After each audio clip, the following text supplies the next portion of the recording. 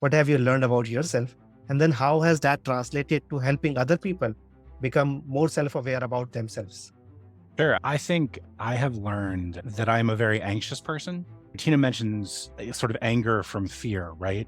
So, in identifying where your response to negativity or where your kind of pain points are, you start to do the work of healing yourself and understanding what your trigger points are. So, for me, change generates anxiety, and I have a tendency to react to that anxiety and lead with anxiety.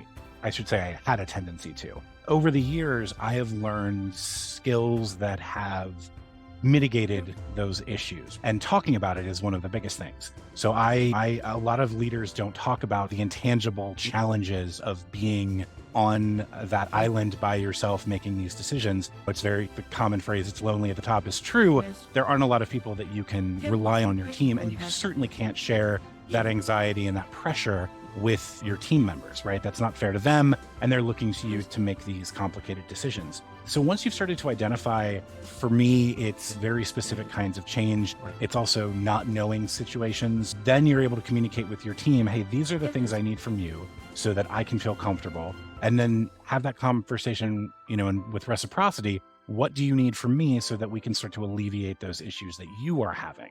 And once you've got that confidence in yourself to know, okay, the feeling that I am feeling right now is because X is happening, and now I can do Y to offset.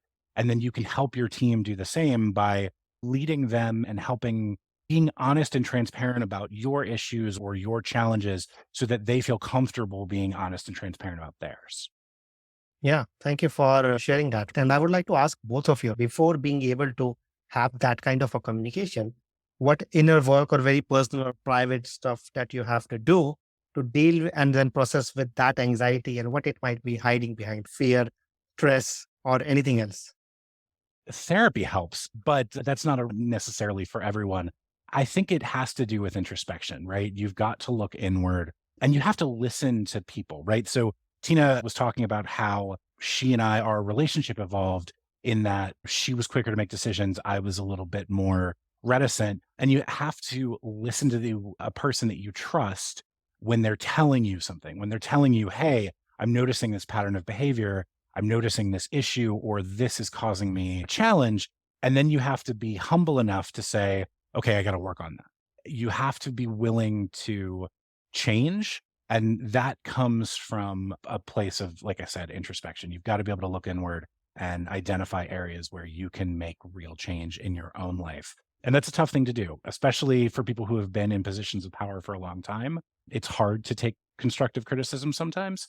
But the reality is that none of us are perfect and all of us have the opportunity to grow and expand. And that's the core of where that journey begins.